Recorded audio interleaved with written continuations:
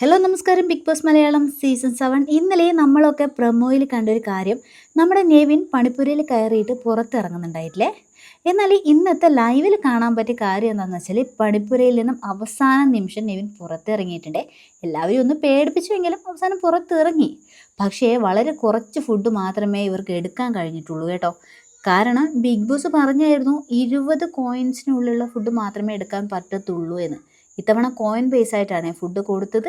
പണിപ്പുരയുടെ അകത്ത് കയറിയത് കോയിൻ കിട്ടിയവരുമാണ്. അവർക്ക് കോയിൻ്റെ എണ്ണത്തിനനുസരിച്ച് മാത്രമേ ഫുഡ് എടുക്കാനും കഴിഞ്ഞിട്ടുള്ളൂ.